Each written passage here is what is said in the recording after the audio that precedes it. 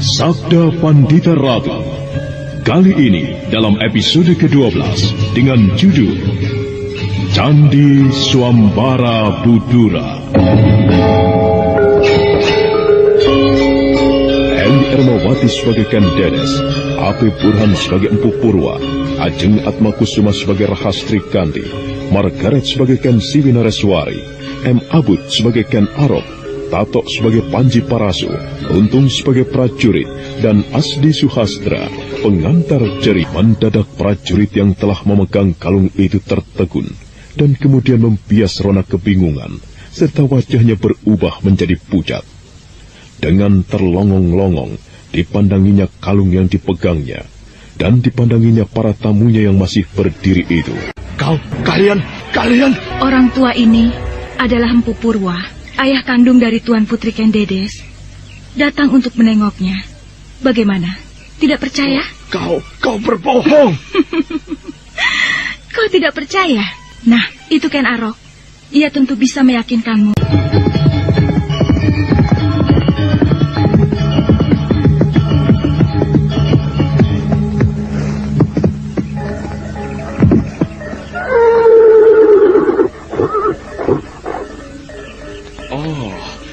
Paman Empu Purwa dari Panawijen.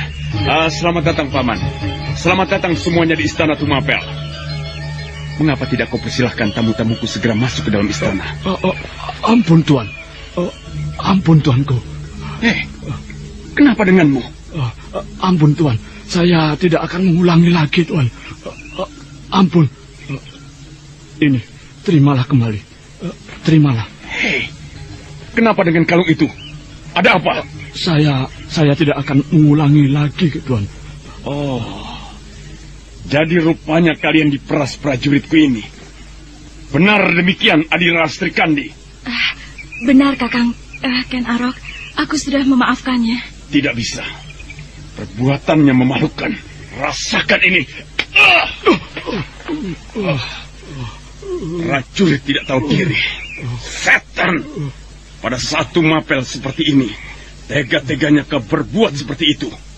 Kau justru merusak kepercayaan rakyat terhadap prajurit yang sedang aku bangun. Kurang ngajar kau. Ampun, Tuan. Saya mohon ampun. Saya tidak akan mengulangi lagi, Tuan. Tumapel tidak membutuhkan prajurit seperti kau. Kau akan kupecat. Menghadaplah kau kepada senopati atasanmu. Melaporkan kepadanya bahwa kau telah aku pecat. Ditambah hukuman jemur sehari di alun-alun. Mari, Paman Empu. Adi Ken Siwinareswari, Adi Rahastri Kandi, Adi Panji Parasu, dan Adi Panji Garit. Aku masih mengenal kalian semuanya. Aku bukan orang pelupa. Ayo, mari.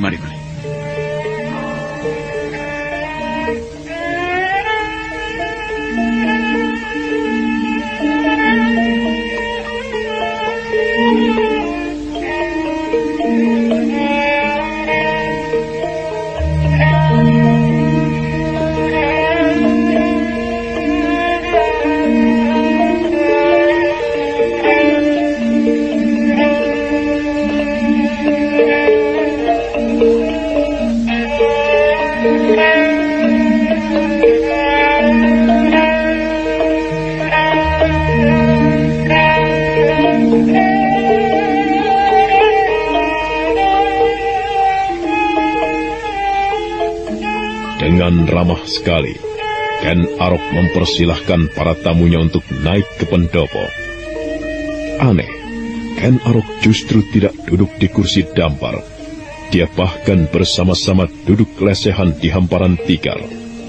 Seorang emban terpengong-pengong melihat kejanggalan itu. Atas perintah Ken Arok, seorang emban memanggil Ken Dedes. Galau rasa haru di hati Ken Dedes dan para tamunya atas pertemuan itu.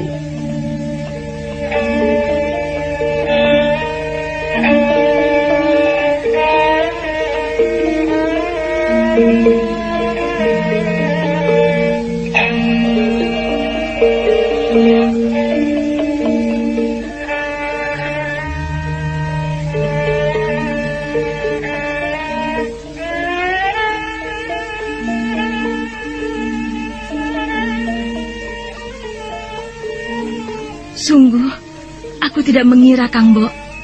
Aku membayangkan aku akan bertemu kembali dengan Kang Mbok Kendedes di Panawijen.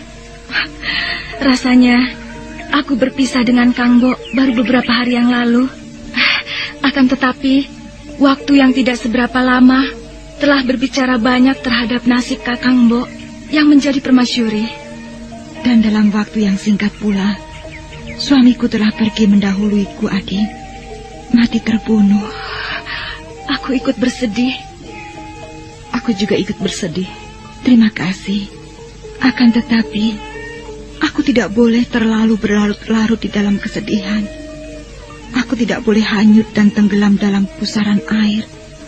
Aku harus segera bangkit, melihat kenyataan dan dengan rela menerimanya. Bukankah demikian, Ayah? Benar, Dedes. Yang telah pergi tidak mungkin kembali. Akan tetapi, Ayah tentu tetap merasa heran melihat perkembangan yang terjadi padaku. Anakmu ini, bukan? Mengapa dalam waktu yang cepat suamiku mati dibunuh orang? Kemudian, belum lagi kering tanah yang dipergunakan mengubur suamiku, namun aku telah menerima kehadiran Ken Arok untuk menjadi suamiku. Dan kemudian menyetujuinya atas namaku. Ia menjadi Akuwu yang baru di Tumapel ini. Ayah bisa mengerti. Ayah hanya bisa bersedih melihat cobaan yang menerpamu silih berganti, Dedes. Ayah, aku percaya jika ayah pasti bisa melihat yang tidak terlihat, bisa mengetahui yang orang lain tidak tahu, atau bisa mengerti cita-cita yang terpendam di dalam hatiku. Mengerti mengapa aku harus memutuskan.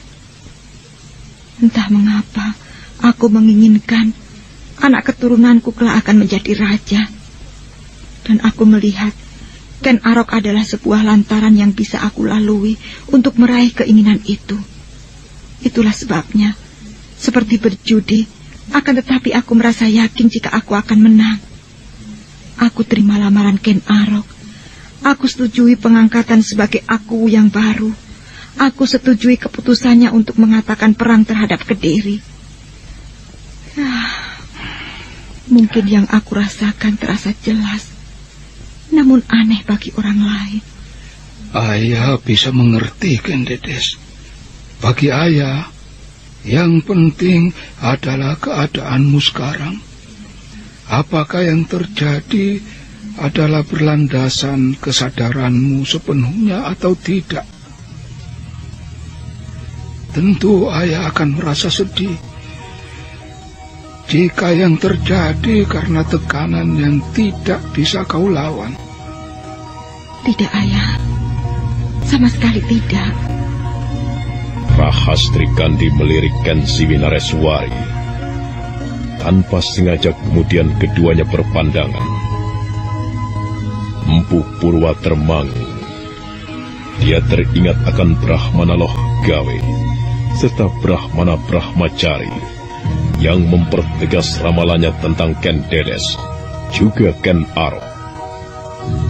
Tetapi bagi Rahastri Kandi serta Ken Siwinareswari, apa yang dialami oleh Ken Dedes adalah merupakan hal yang aneh. Ken Dedes kemudian bercerita tentang apa saja yang telah terjadi di Tumapel. Itulah, Ayah, apa yang telah aku alami selama ini. Hal-hal yang mendorongku mengambil sebuah keputusan yang sangat berani dan tidak masuk akal. Ayah bisa mengerti, Dedes. Bukan main. Pengalamanmu benar-benar luar biasa, Kang Mbok Ayu Kendedes. Andai kata aku yang mengalami peristiwa itu, tentu aku akan kebingungan untuk mengambil sikap. Bahkan menghadapi apa yang terjadi, itu pun rasanya tidak akan mampu. Jika aku yang menilai apa yang telah Kang Mbok Dedes lakukan adalah benar-benar sebuah perjudian. Perjudian yang luar biasa besarnya. Melibatkan Kediri, melibatkan peperangan sedemikian banyak orang. Diajeng berdua mencari Kakang Kameswara. Iya, benar. Kemana saja Diajeng berdua telah mencarinya? Berhari-hari kami berempat telah menjelajahi berbagai tempat Kang Mbok Ken Dedes. Namun jejak Kakang Kameswara samar-samar belaka. Kemudian setelah kami tidak berhasil, kami tiba-tiba mempunyai perhitungan. Barangkali Kakang Kameswara pernah menemui Kang Mbok atau Kakang Ken Arok dan menceritakan kemana perginya. Ya, Kakang Kameswara memang pernah kemari. Oh ya? Lalu? Ketika itu, tuanku Aku Tunggul Ametung masih hidup. Kami merasakan kebingungan dan tidak tahu harus berbuat apa oleh perbuatan Ken Arok. Itulah sebabnya, dengan menggunakan caraku, melalui mimpi atau hubungan batin, aku mengundang Kakang Kameswara untuk datang dan membantu masalah yang aku hadapi. Setelah itu, Kakang Kameswara berpamitan untuk pergi ke rumah orang tuanya. Orang tuanya? Iya, benar. Ia membawa abu jasad pamannya untuk diserahkan kepada orang tuanya. Di mana tempatnya, Kang Mbok? Kakang Kameswara tidak mengatakannya. Sebuah jejak yang samar-samar lagi. Mungkin Kakang Ken Arok tahu sedikit banyak. Kakang Ken Arok mengetahui persoalan pribadi Kakang Kameswara. Ya, kita akan menanyakannya kepada Kakang Ken Arok. Demikianlah, waktu kemudian bergeser ke arah petang. Bibi Welingi yang baru saja menyelesaikan pekerjaannya di bagian belakang istana merasa ikut gembira karena mengenal tamu-tamu momongannya, terlebih-lebih Rahastri Kandi. Semalam, rombongan kecil itu menginap dan menjadi tamu Ken Arok di istana Tumapel. Dan esok harinya, pagi-pagi sekali, mereka telah bersiap-siap melanjutkan perjalanan. Kecuali Empu Purwa, yang memang bermaksud tinggal beberapa saat lamanya di Tumapel.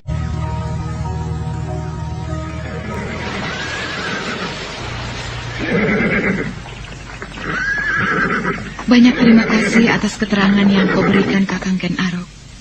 Kami berempat mohon pamit. Kami mohon doa. Semoga kami berhasil menemukan Kakang Kameswara. Selamat jalan semuanya. Salamku kepada Kameswara. Akan kami sampaikan kepada Kakang Kameswara. Kang Mbok, aku minta diri. Selamat jalan Rahastri Kandi. Selamat jalan Rati Hening. Aku akan datang kalau bayimu lahir. Mungkin aku dibutuhkan untuk menjadi dukunnya. Dengan senang hati Rahastri Kandi. Dengan ramah, Ken Arok dan Ken Dedes serta Empu Purwa dan Bibi Welingi melepas keberangkatan Ken Siwi dengan rombongan kecilnya. Beberapa orang senopati dan prajurit ikut melepas perjalanan mereka di halaman istana Pakuwon.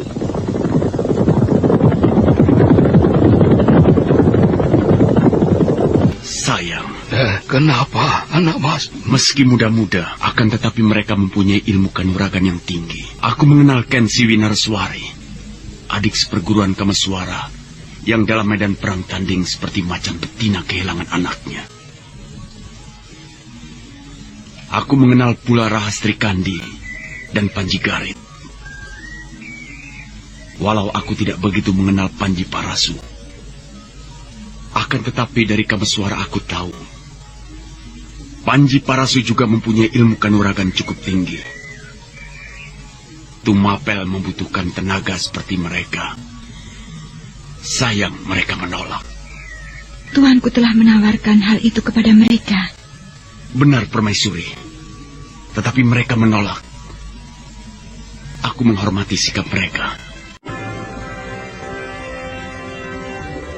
Ken Siwi Nareswari, Rahastri Kandi, Panji Parasu dan Panji Garit terus berkuda ke arah barat, arah menuju kota Raja Kediri. Seharian mereka berkuda dan kemudian beristirahat ketika malam tiba. Dan keesokan harinya mereka melanjutkan perjalanan kembali. Namun meski ditambah seharian lagi mereka berkuda, mereka belum sampai juga di tempat tujuan. Hingga kemudian malam pun datang lagi. Ken Siwi, Masih jauh perjalanan yang kita tempuh untuk menuju ke Padang Karautan? Besok tengah hari, barulah kita sampai ke Padang Karautan, Kakang Parasu. Bukankah Padang Karautan bukanlah tempat yang kita tuju? Benar. Padang Karautan hanyalah sekedar ancar-ancar untuk menuju di mana rumah persembunyian Temenggung Murti Wandawa berada. Menurut Kakang Ken Arok, diperlukan waktu setengah hari lagi untuk sampai di sana. Jika demikian, kita semuanya harus beristirahat, supaya besok pagi kita bangun dengan keadaan yang segar dan dapat melanjutkan perjalanan dengan lebih bergairah. Tidurlah semuanya. Aku yang akan melek menjaga kalian semua. Sebaiknya bergantian saja. Setengah malam adalah tugas Kang Mbok Ken Siwi dan Kakang. Maksudku Paman Parasu untuk berjaga. Separuh malam hingga saat fajar, aku dan Kakang Panji Garit yang akan berjaga. Bagaimana? Baik. Apa yang kau lamunkan, Ken Siwi? Peperangan. Kenapa? Ya, peperangan itu menghantui aku, Kakang. Aku tidak habis mengerti mengapa dengan yakin, dengan penuh kesadaran Kang Mbok Ayu Ken Dedes menghadapinya. Padahal di belakangnya adalah sebuah peristiwa yang mengerikan. Mereka mempunyai sikap tersendiri, Ken Siwi. Biar saja.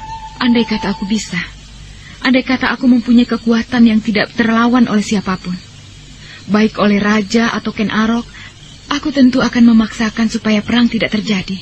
Jangan mengumbar angan-angan. Jika hal itu kau ikut, kau akan mengidap sakit jiwa. Ingat, aku pernah mengalaminya. 2 hari lewat sudah. Ken Siwi Nareswari bersama Rahastri Kandi, Paksi Jala Kuning dan Panji Parasu meninggalkan Tumapel menuju Padang Karautan yang menjadi ancar-ancar untuk menuju tempat di mana Temenggung Murti Wandawa dan keluarganya bersembunyi. Dan di suatu malam, mereka beristirahat di perjalanan. Rahastri, bangun. Bangunlah.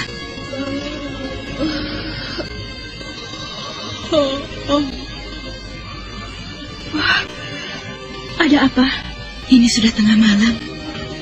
Bangun. Sekarang giliranmu dengan suamimu untuk berjaga ya. Baik.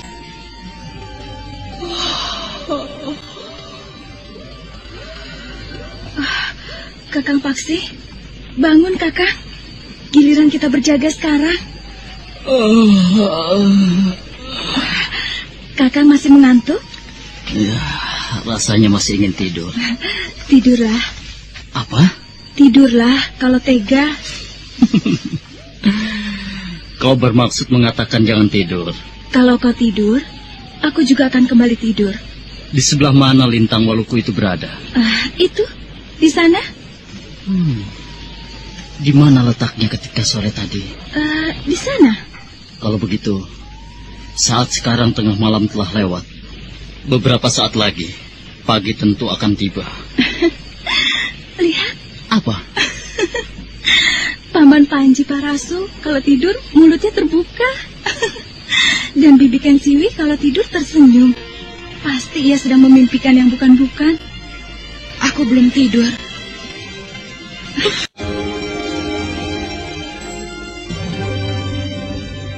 Waktu terus bergerak mendekati saat datangnya pagi. Ken Siwi dan Panji Parasu telah benar-benar lelap dalam tidurnya. Paksi Jala Kuning yang kemudian terkantuk-kantuk antara tidur dan kesadaran sepenuhnya. Mendadak rasa kantuknya hilang. Padamkan api. Hah? Ada apa? Ada obat banyak sekali. Siapa mereka? Tidak tahu. Banyak sekali orang. Siapa mereka? Apakah kita perlu mengetahui siapa mereka? Iya. Tunggu. Bukankah mereka berjalan melalui jalan yang tadi kita lewati? Oh, benar. Oh, jika demikian, mereka tentu akan melewati tempat ini. Kita sembunyikan kuda-kuda, dan perapian itu masih mengeluarkan asap. siram dengan air. Tanpa menunggu lagi, Paksi Jala Kuning dan Panji Parasu segera melepaskan tali-tali kuda dan menuntunnya ke tempat yang lebih aman dan tersembunyi. Rahastri Kandi segera mengambil air dengan wadah daun talas dan disiramkan ke perapian yang masih mengeluarkan asap. Mereka kemudian menempatkan diri bersembunyi agar dapat melihat dengan jelas siapa orang-orang yang sedemikian banyak itu. Mereka semakin dekat. Lihat tombak-tombak yang mereka bawa. Nampaknya prajurit segelar sepapan. Lihat umbul-umbulnya. Apakah mereka para prajurit Kediri? Akan kemana mereka? Jika mereka prajurit Kediri dan bermaksud sesuatu, tindakan mereka membawa obor itu adalah perbuatan yang bodoh. Musuh mereka akan dapat mengawasi mereka dengan mudah. Iya, benar. Belum tentu. Bagaimana? Boleh jadi, obor yang mereka gunakan adalah sebuah cara untuk mengalihkan perhatian. Iya, bisa jadi. Atau bisa jadi pula mereka memang tidak perlu bersembunyi. Mereka berpikir sulit menyembunyikan orang yang sedemikian banyaknya. Mereka lebih senang kehadirannya dengan terus terang. Tetapi siapakah mereka? Kita akan bisa mengenali mereka dengan melihat umbul-umbul kesatuan yang mereka bawa. Berhati-hatilah. Siapa tahu di antara mereka ada yang berilmu tinggi, yang bisa mengetahui kehadiran kita dengan menggunakan Aji Sapta Pangrungu. Aji Sapta Pangrungu tidak bisa dipergunakan di antara kegaduhan. Kita tidak perlu khawatir soal itu. Akhirnya, rombongan pasukan segelar sepapan itu melewati mereka dalam jarak yang dekat dan jelas terlihat. Ken Siwi Nareswari berdesir ketika membayangkan para prajurit yang melintas itu adalah prajurit yang berangkat ke medan peperangan. Beberapa waktu lamanya, Ken Siwi dan kawan-kawannya harus menahan napas. Hingga kemudian ekor dari pasukan segelar sepapan itu pun lewat sudah. Cahaya obor yang mereka bawa memanjang, meliuk seperti ular. Mereka orang-orang Kediri. Iya, mereka orang-orang Kediri. Aku mengetahuinya dari tulisan yang ada pada umbul-umbulnya. Akan kemanakah mereka? Kemanapun mereka. Yang jelas mereka sedang dalam persiapan peperangan. Apakah mereka akan mendahului menyerang Tumapel? Boleh jadi. Tapi boleh jadi juga tidak. Perkembangan yang terjadi antara Kediri, Tumapel dan Ganter semakin menarik. Ya, nampaknya Kediri berada di dalam kesulitan. Tetapi apapun yang terjadi, sebaiknya kita tidak usah melibatkan diri. Pikiran kita harus terpusat pada tujuan kita, menempuh perjalanan panjang sampai di tempat ini. Iya. Keesokan harinya, ketika matahari pagi telah bersinar dengan terangnya, mereka pun bersiap-siap melanjutkan perjalanan. Sudah siap? Aku sudah siap, Bibi. Baiklah. Ayo, kita lanjutkan perjalanan. Tetapi sebaiknya kita menghindari pertemuan dengan rombongan yang lewat semalam. Benar, kita bisa melihat jejak-jejak mereka.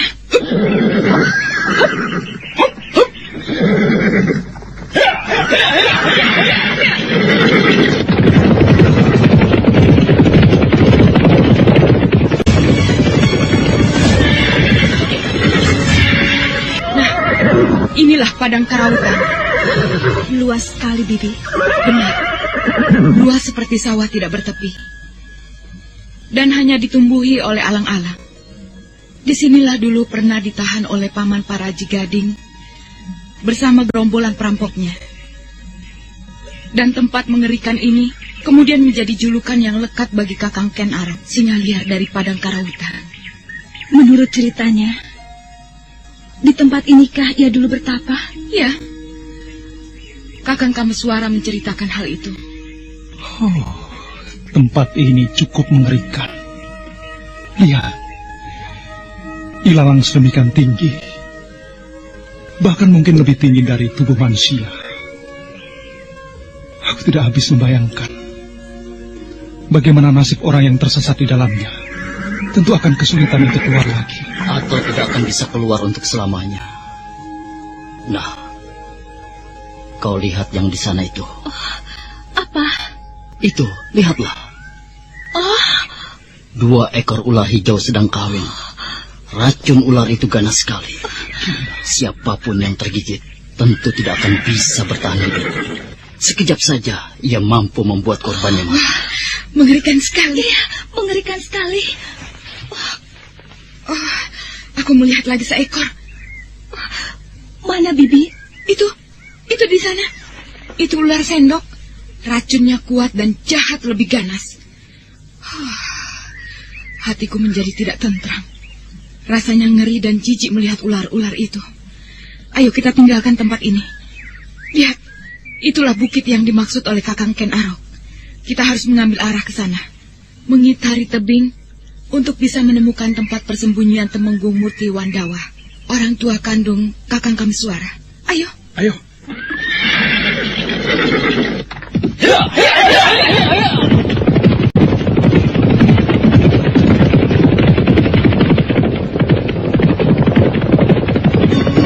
Seolah berpacu dengan waktu, khawatir kemalaman, Ken Siwi Nareswari memacu kudanya paling depan, diikuti oleh Rahastri Kandi dan Paksi Jala Kuning di belakangnya, sedangkan Panji Parasu berada di belakang sendiri.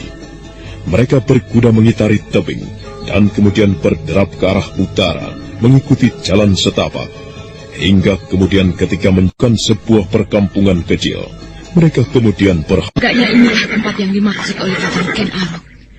Kita berharap moga-moga Kakang Kameswara berada di sini. Atau paling tidak, kita akan menemukan jejaknya dengan lebih jelas. Oh, aneh. Kenapa? Apanya yang aneh, Panji Garit? Apakah orang yang sedang mencangkul itu tidak mendengar kedatangan kita? Iya, menoleh pun tidak.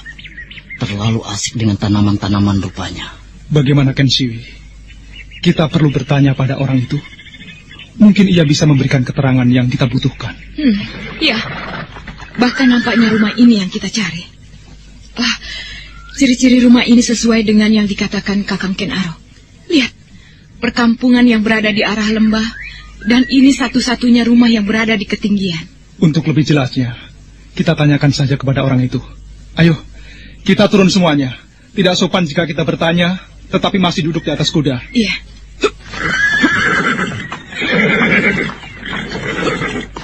Selamat sore Kisanak.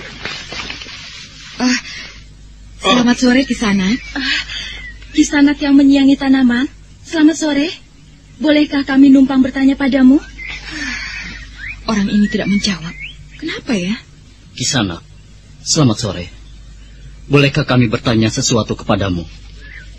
Orang itu bisu, Kisanak semuanya. Kakang Aryo Sundoro bisu, jadi tidak bisa mendengar ucapan-ucapan kalian. Hei, Kakang Aryo Sundoro, lihat, ada tamu-tamu banyak sekali. Kakang Aryo Sundoro mengatakan tidak melihat kehadiran kalian dan bertanya, Kisanak berempat ini siapa? Izinkanlah aku mewakili saudara-saudaraku semuanya ini. Namaku Ken Siwi Nareswari. Perempuan di sampingku ini keponakanku, Rahastri Kandi.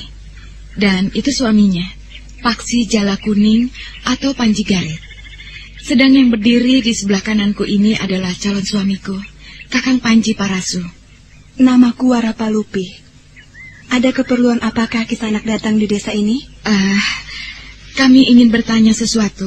Tentang apa, Kisanak? Kami berempat mencari seorang Temenggung yang melarikan diri dari Kediri. Kabarnya ia bersembunyi di daerah itu. Kenapa? Ada apa? Mengapa Nyai terkejut ketika kami bertanya nama itu? Aku tidak tahu. Kalian salah alamat. Kau berbohong, Nyai. Kau terkejut ketika kami menanyakan nama Temenggung Murti Wandawa. Apa maksud kalian mencari Temenggung Murti Wandawa di sini? Carilah ia di Kediri. Ini sebuah desa yang terpencil. Tidak ada yang bernama Murti Wandawa. Kau berbohong, Nyai Warapalupi. Kau jelas berbohong. Dan aku bisa mengambil kesimpulan bahwa rumah ini justru rumah Temenggung yang kami cari itu. Benar kan? Tidak, salah.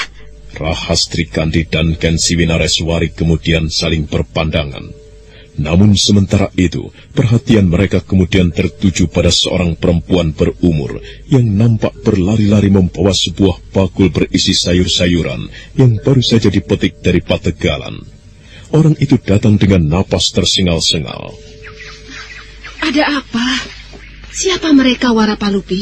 Mereka numpang bertanya, menanyakan rumah Temenggung Murti Wandawa. Dan aku mengatakan aku tidak tahu, Bu. Benarkah demikian, Kisanak? Iya. Benar, Bibi. Kami berasal dari bumi Belambangan.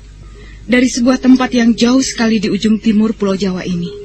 Kami menempuh perjalanan berhari-hari hingga sebulan untuk sampai di tempat ini. Untuk mencari Tumenggung Murti Wandawa. Sebelumnya, bolehkah aku bertanya? Bukankah kau adalah istri dari Tumenggung yang kami cari itu? Jawab dulu. Ada hubungan apa kau dengan Tumenggung Murti Wandawa? Mengapa kau dari tempat yang sedemikian jauh untuk mencarinya? Dari pertanyaan Bibi, aku bisa menyimpulkan bahwa Bibi mengenal Tumenggung Murti Wandawa. Bahkan mungkin Bibi adalah istrinya. Maaf Bibi, jangan berprasangka. Kami tidak bermaksud buruk. Kami datang kemari adalah untuk mencari Kakang Kameswara. Kameswara? Kalian apanya? Ayah Ki Ageng Pesanggaran mempunyai 3 orang anak angkat. Kakang Mahisa Branjangan adalah anak angkatnya yang pertama. Dan telah memiliki seorang anak. Inilah orangnya. Rahastri Kandi namanya. Kemudian, anak kedua dari ayah Ki Ageng Pesanggaran adalah Kakang Kameswara. Aku adalah anak Ki Ageng Pesanggaran yang terakhir. Namaku Kensiwi Nareswari. Anak-anakku. Izinkanlah aku menganggap kalian adalah anak-anakku. Aku adalah Ibu Surya Medari, yang kalian kenal sebagai Kameswara itu. Jika kalian adalah saudara Kameswara, maka kalian adalah anak-anakku pula. Dengan sukacita, Nyai Sakyamurti mempersilahkan para tamunya itu untuk masuk ke dalam. Rahastri Kandi mendadak merasa air matanya telah menggenangi kelopak matanya. Bahwa perempuan itu dengan tanpa canggung menuntunnya masuk ke dalam rumah, mengingatkannya kepada ibunya di Palwasambu. Demikian pula dengan Kensiwi Nareswari. Dia merasa terharu ketika Palupi memegangi tangannya, bersama-sama melangkah ke dalam rumah. Anak-anakku, aku ingin mengenal kalian berempat lebih jelas lagi. Nah, bicaralah. Biarlah ibu akan mendengarkannya. Namaku Kensiwi Nareswari, Bibi. Panggillah aku Ibu, Nduk. Kau adalah anakku pula. Namaku Kensiwi Nareswari. Dan dia Kakang Panji Parasu. Ia dari bumi Bondowoso. Ia calon suamiku, Ibu. Lalu? Dan ini keponakanku. Keponakan Kakang Kameswara pula. Namanya Rahastri Kandi. Yang di sebelahnya adalah Panji Garit atau Paksi Jalak Kuning. Ia suaminya. Jadi, kau justru sudah bersuami, Ger? Pangestunipun, Eyang. Betapa bahagianya hati ibu pada saat ini. Sangat bahagia. Di tempat yang sepi seperti ini, kami mendapatkan kunjungan dari anak-anak dan cucu sendiri. Baiklah, ibu akan memperkenalkan. Ibu adalah istri Tumenggung Murti Wandawa yang kalian cari. Akan tetapi suami ibu pada saat ini tidak ada. Karena sesuatu hal. Ibu mempunyai 2 orang anak yang lahir dari rahim ibu sendiri. Yang pertama adalah Surya Medari, yang kalian kenal dengan nama Kameswara itu. Anak ibu yang kedua adalah Wara Palupi. Ini dia orangnya. Dan ibu kelihatannya hampir mendapatkan seorang cucu. Iya, Wara Palupi akan segera memberikan seorang cucu kepada ibu. Dan ibu telah siap pula menjadi seorang nenek. Wara Palupi. Iya, Bu. Hari ini kita menerima tamu-tamu penting. Suruh Aryo Sundoro untuk menyembelih beberapa ekor ayam. Dan sebaliknya, kau nanti yang memasaknya. Dan dengan senang hati, aku akan ikut membantu Bibi Wara Palupi, Eyang. Oh, tentu boleh. Tapi, di mana suami Adi Palupi itu, Bu? Maaf, siapa suaminya? Nantilah ibu akan bercerita. Semalaman kalau kau perlu, ya kita tidak usah tidur dan hanya berbicara saling tukar-menukar cerita. Meskipun Kensiwi Nareswari seperti tidak sabar lagi untuk segera menanyakan di mana Kamaswara, tetapi untuk beberapa saat dia harus segera menahannya. Kensiwi kemudian segera pergi ke Pakewan dan membersihkan diri, diikuti kemudian oleh yang lainnya. Rahastri Kandi kemudian ikut menyibukkan diri di dapur bersama-sama Warapalupi mempersiapkan makan malam. Dan manakala hidangan telah siap, betapa nikmatnya mereka makan bersama-sama sambil lesehan di atas sehelai tikar. Dan ketika acara makan malam itu usai. Maaf, Bu. Siapakah Aryo Sundoro itu? Suami Warapalupi? Bukan. Suami anakku adalah seorang senopati di Kediri. Senopati Naragupita namanya. Tapi ia telah meninggal. Telah tiada? Iya. Aryo Sundoro, belum sebulan ini ia tinggal bersama kami. Ia hampir terbunuh oleh orang-orang yang memburunya. Dan Kamaswara yang menolongnya. Jadi, Kakang Kamaswara telah menolongnya? Benar, Dok. Kapan itu, Bu? Dan di mana Kakang Kamaswara sekarang berada? Ya, peristiwanya terjadi hampir sebulan yang lalu.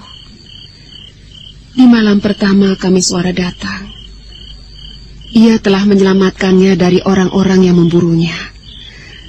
Kemudian di hari berikutnya Kamaswara pergi karena mencemaskan nasib istrinya. Maksud ibu, mencemaskan kakangnya, Pinaka Swastiratu. Kalian sudah mendengar nama itu? Sudah, Bu. Aku sudah mengenal Kang Mbok Pinaka Swastiratu. Juga pernah mendengar persoalan yang pernah timbul di antara mereka. Iya, karena mereka saling tidak mengetahui bahwa mereka sebenarnya kakak beradik. Mereka mengikat diri di dalam perkawinan. Dan Kang Mbok Pinaka, menurut cerita Kakang Kamaswara, telah hamil. Ya, itulah. Pinaka Swastiratu adalah anak dari suami ibu pula. Ibu pun kalau bertemu dengannya tentu akan menganggapnya sebagai anak pula. Dan pada suatu malam ibu bermimpi. Dan adalah aneh, secara bersamaan suami ibu, Kakang Sakyamurti, bermimpi pula dan mimpi yang sama. Berceritalah Nyai Sakyamurti tentang mimpinya. Kensiwi, Rahastri Kandi, Paksi Jala Kuning, dan Panji Parasu mendengarkan cerita itu dengan seksama. Bahkan Warapalupi yang telah selesai dari Pakewan ikut bergabung pula. Sebuah peristiwa yang aneh ternyata sedang dihadapi oleh Kakang Kamaswara. Meniti keadaannya, persoalannya bukanlah persoalan yang enteng. Aku membayangkan, tentu Kakang Kamaswara menghadapi banyak sekali kesulitan. Ya, itulah yang ibu ketahui, Nak. Sampai hari ini masih belum ada kabar beritanya. Kamaswara belum kembali, suami ibu juga belum kembali. Sebuah candi yang besar sekali. Apakah ada yang tahu? Adakah candi itu? Di mana tempatnya? Kakang Aryo Sundoro tahu. Oh, Kakang yang bisu itu Bibi Palupi? Benar, beberapa hari ini aku mengajaknya berbincang, tentu saja menggunakan bahasa isyarat. Ia menceritakan sebuah candi yang besar yang terletak tidak jauh dari Gunung Sumbing dan Sindoro. Tidak jauh juga dari Merapi dan Merbabu. Kakang Aryo Sundoro dapat menyebut dengan benar karena ia mengerti bahasa tulis. Oh, apakah dengan demikian Kakang Kamaswara pergi ke gunung itu? Maksudku pergi ke candi itu? Candi apakah itu namanya Bibi Palupi? Candi Swambara Budura. Oh, rasanya aku belum pernah mendengar nama itu. Barangkali karena kita tinggal di Blambangan, Rahastri Kandi. Blambangan dengan Merbabu dan Merapi berjarak jauh sekali. Aku kira Kakang Kamaswara pasti pergi ke tempat itu. Iya, tempat itu cukup jauh. Diperlukan waktu perjalanan sekitar 4-5 hari untuk sampai di seberang Gunung Lawu. Dan masih diperlukan beberapa hari lagi untuk sampai di lereng Gunung Sumbing. Aku pernah ke tempat itu. Akan tetapi aku belum pernah mendengar nama candi itu. Bagaimana? Apakah kita tetap akan mencarinya? Tanggung, kalau kita tidak melanjutkan perjalanan. Kita sudah menempuh perjalanan berhari-hari. Besok kita lanjutkan perjalanan. Firasatku mengatakan Kakang Kameswara menghadapi persoalan yang tidak sederhana. Dan mungkin kehadiran kita bisa sedikit meringankan bebannya. Maka demikianlah. Malam itu Kensiwi dan segenap rombongannya menginap di rumah Nyai Sakyamurti yang terpencil itu. Keakraban yang terjalin antara Rahastri Kandi dan Warapalupi serta Kensiwi Nareswari dibawa dalam perbincangan yang akrab. Bagai menumpahkan unek-unek yang berat terpendam dalam hatinya, Warapalupi menceritakan kisah hidupnya tanpa tedeng aling-aling. Hati Kensiwi bergetar mendengar kisah itu. Tidak disangka bahwa akan ada orang yang mempunyai pengalaman yang buruk seperti itu. Dan hati Rahastri Kandi bagaikan diiris-iris ketika melihat Warapalupi membusai perutnya. Calon bayi itu telah tidak berayah. Itulah kisah hidupku, Kakang Bu Ayu Kensiwi. Sebuah cerita yang benar-benar menggetarkan, mencekam, serta mengiris kalbu. Kasihan kau Warapalupi.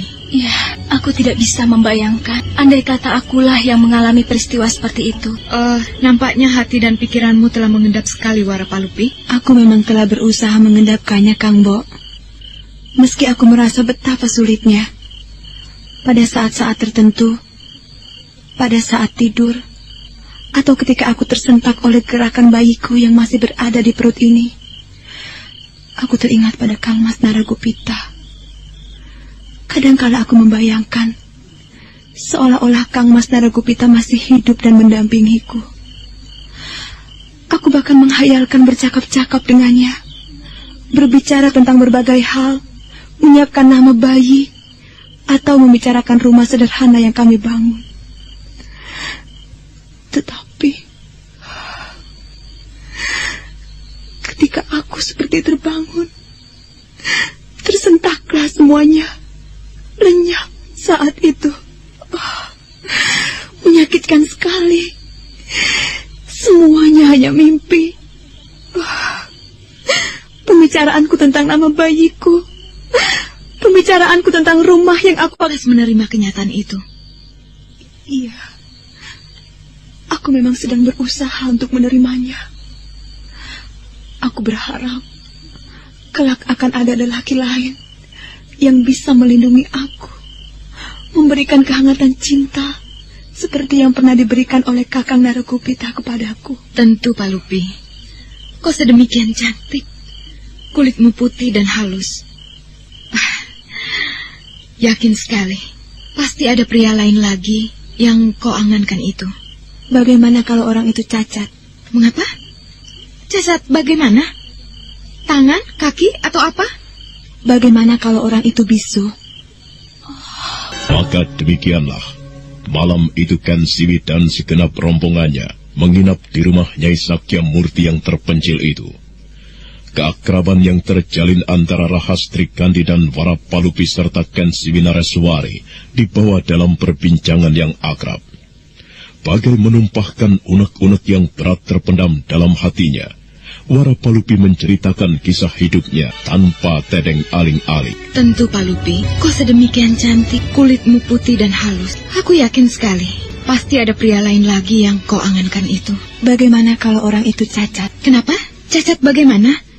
Tangan, kaki, atau apa? Bagaimana kalau orang itu bisu? Yang kau maksud Aryo Sundoro? Beberapa lama ia tinggal bersama kami di sini. Temanku satu-satunya selain ibu adalah Kakang Aryo Sundoro. Kami banyak berbicara melalui bahasa isyarat. Semakin lama kami semakin akrab. Entahlah, mengapa aku tiba-tiba berangan-angan hal yang tidak pantas. Bibi tidak boleh beranggapan demikian. Aku sangat mendukung jika antara Bibi dan Paman Aryo Sundoro terjalin hubungan yang erat. Aku tahu bahwa pada orang yang bisu, buta, atau tuli justru tersimpan nilai yang besar, cinta yang besar tanpa sisa, kesetiaan yang tuntas tanpa sisa, keluhuran. Benar. Benar, Warapalupi. Aku sependapat. Kau tidak boleh larut dalam keadaanmu yang seolah bermimpi dan berada di bayang-bayang.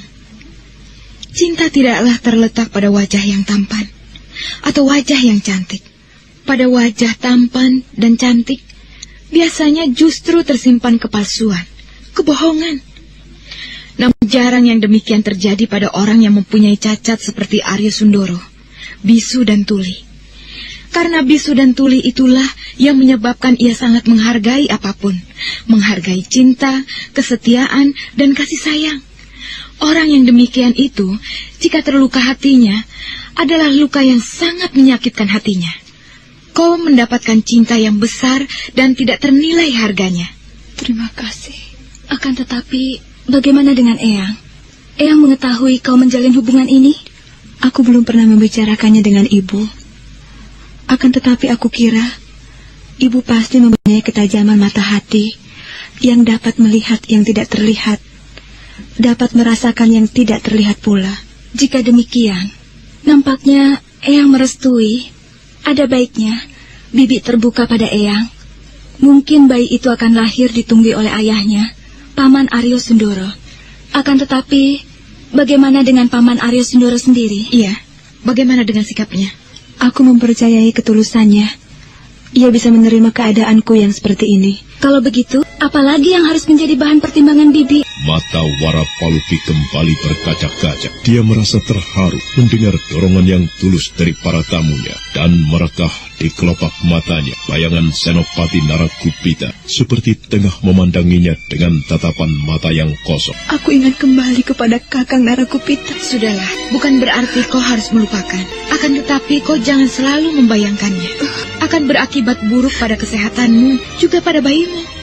Dan aku yakin Senopati Naragupita yang berada di alam lain itu tentu akan bersedih jika kau terlampau memikirkannya. Ruangan itu kemudian menjadi hening. Warapalupi berusaha menenangkan gejolak perasaannya, tetapi air matanya tetap bergulir membasahi pipinya. Permukaan hati Rahastri Kandi dan Kensiwi Nareswari tersentuh sekali oleh cerita yang dipaparkan Warapalupi tentang nasibnya itu.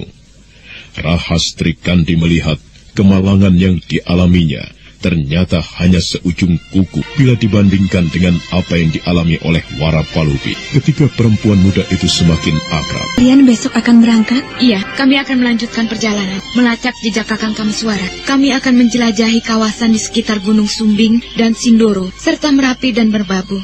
Sayang. Kenapa Warapalupi? Aku merasa senang sekali bertemu dengan Kang Mbok Kensiwi, dengan Rahastri Kandi dan yang lain. Kedatangan kalian menjadi hiburan bagiku. Sayang pertemuan ini terasa singkat.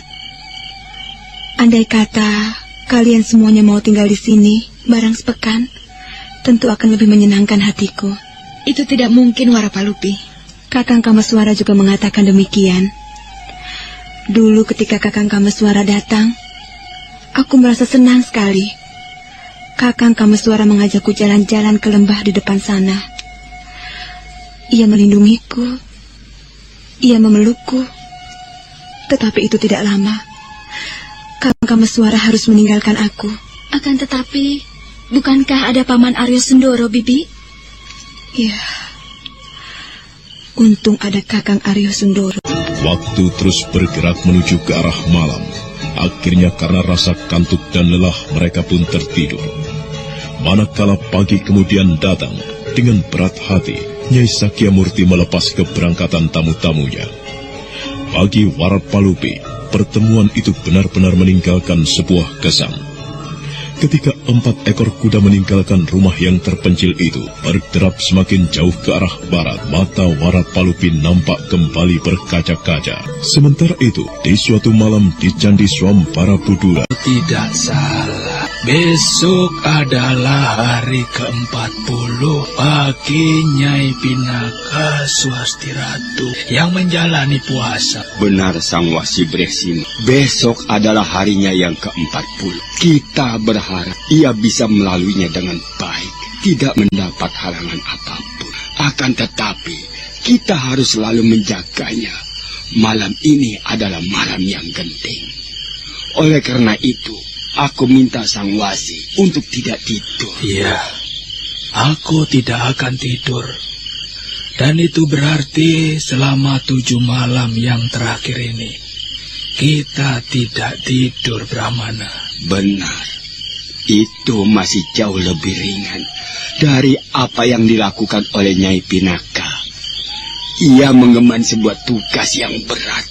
Di balik apa yang dilakukannya adalah keselamatan candi yang megah ini dari jangkauan tangan titisan Bathari Durga itu. Iya. Tetapi ada sesuatu yang menarik, Brahmana. Mungkin sang Brahmana berminat untuk mengetahui. Tentang apa? Selama 2 pekan ini, ternyata ada seseorang yang mengawasi candi ini dengan seksama. Aku tidak merasa perlu untuk berbuat apapun, karena yang dilakukan orang itu sekedar mengawasi. Tetapi, apakah maksud sebenarnya yang terpendam di dalam hati orang itu? Aku tidak tahu.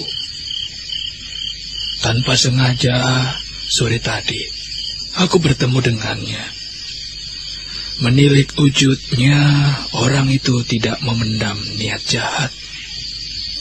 Tetapi entahlah, siapa tahu ia menyembunyikan niat jahatnya. Lalu, apa saja yang sang wasit telah ketahui tentang orang itu? Hanya wujudnya, sang Brahmana. Aku tidak mengajaknya berbicara.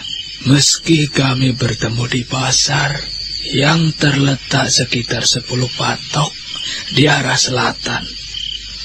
Orang itu sebaya dengan aku. Berkumis putih.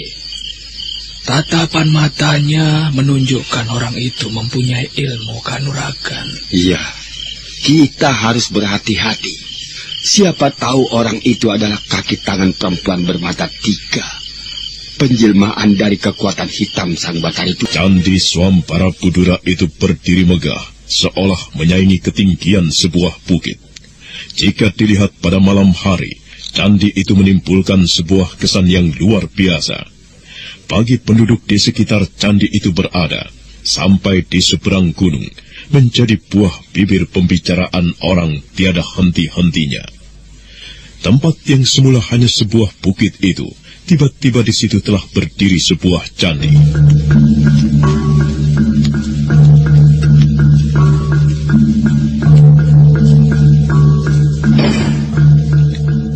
Anakku, maafkan ayah ini. Kau tidak pantas menyebutku ayah. Aku tidak pantas menganggapmu anakku. Aku tidak pantas. Kau bukan ayahku. Kau adalah binatang. Jangan kau bermimpi. Karena kau merasa telah memperkosa ibuku yang kemudian berakibat kelahiranku. Lantas kau berhak menyebut diri sebagai ayah. Aku justru akan membunuhmu. Ayo, hadapilah aku.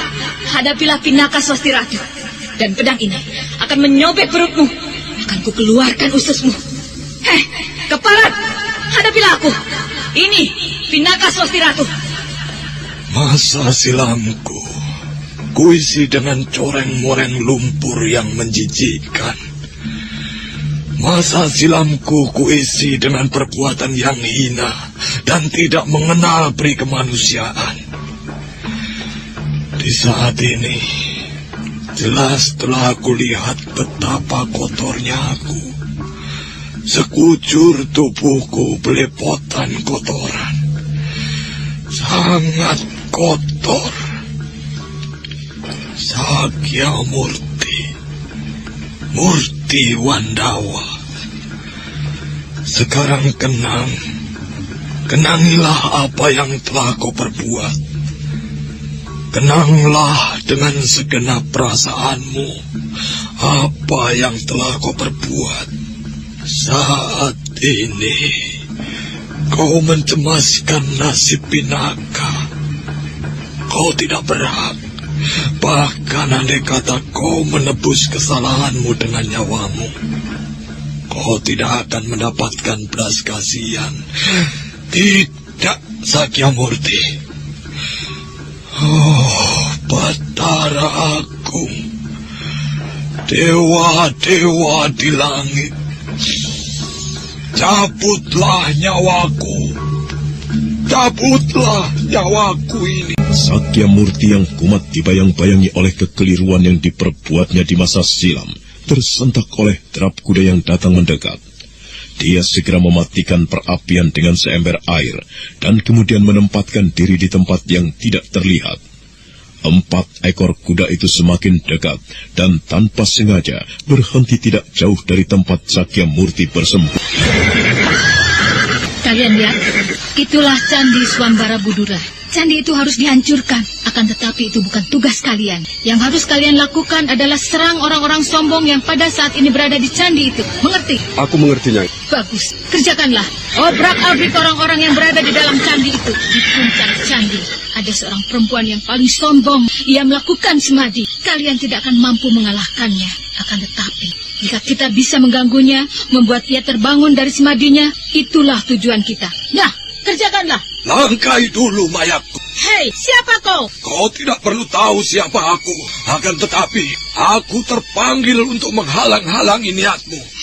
Apa keuntunganmu dengan apa yang akan kau lakukan itu? Apa keuntunganku? Itu bukan soalmu. Akan tetapi aku harus mencegah apa yang akan kau lakukan. Palet, serang orang itu! Bunuh dia!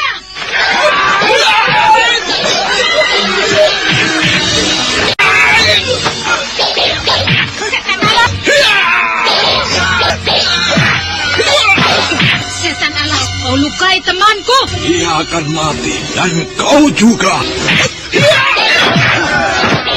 Pertempuran itu tiba-tiba terjadi dan dengan cepat pula meningkat merambah ke tataran kanuragan yang tinggi. Tumenggung Murti Wandawa yang bagaikan mencari kematian, tetapi juga didorong oleh ketidaksenangannya. Ada orang yang mengganggu ketenangan anak gadisnya Pinaka Swastirata, mengamuk seperti banteng terluka. Dan hanya dalam waktu yang singkat, lawan-lawannya bergelimpangan. Tinggal Nyai Saur Pitutur yang menghadapinya. Dan Brahmana Loh Gawe dan Sang Wasi Sima terkejut mendengar tentang senjata yang beradu, serta teriakan kemarahan. Mana ada orang yang bertempur? Benar, Sang Wasi Bresi. Kita perlu melihat siapa yang sedang bertempur itu. Iya. Brahmana Loh Gawe dan Wasi Bresima yang berada di tingkat 2 dari pelataran candi segera bergegas turun mendekati tempat perang tanding terjadi.